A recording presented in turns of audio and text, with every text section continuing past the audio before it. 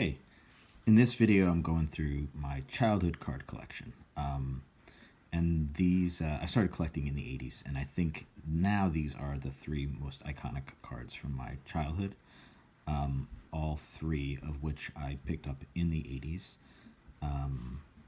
This is the traded, this is obviously, and now this is my favorite card that I have from the 80s. And I think actually it was at the time too. I traded for this card. I traded like tons of McGuires, essentially, I think, is what I ended up doing. Probably worked out okay. So I'm going to go through a bunch of cards here. So the first card that I ever got, or the first series I ever got into was 1987. And it was the first card I ever got was a Don Mattingly. It wasn't this one, it actually was the non-All-Star. But I don't seem to have that one readily available, so I'm starting here. And going into, from there, I'll go into this card, which was a big pickup at the time for me.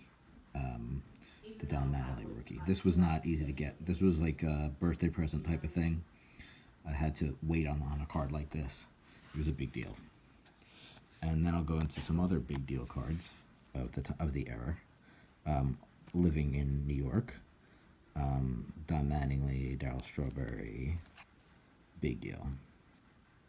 And also, along those lines, Dwight Gooden. My favorite player, actually, was not a New York player. My favorite player was Eric Davis.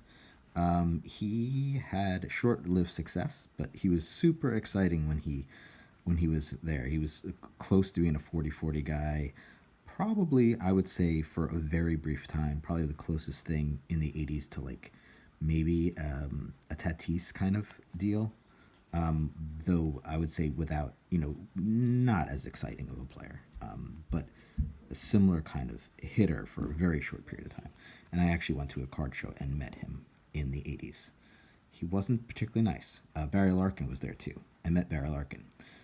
Barry Larkin was awesome. So, which one of the twos became an all-star? I'm not going to say I believe in karma. Obviously, McGuire was a big deal. Huge deal in the day. And this was his, I think now this is considered his rookie card, which is kind of seems to defy the logic of other rookie card definitions. But that's what people seem to say. I don't know. Let me know if that's the truth on that one.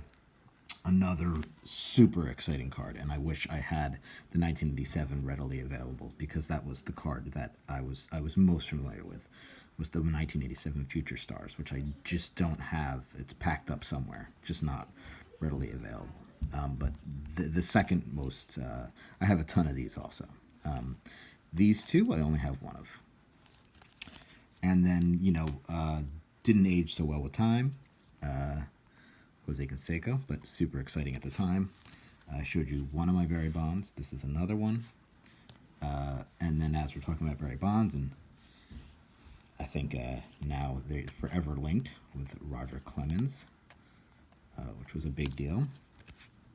And then two great, actually I would say three maybe of the greatest hitters batting average wise of the 80s. Kirby, Pucket. I would say definitely these two. Wade, Boggs.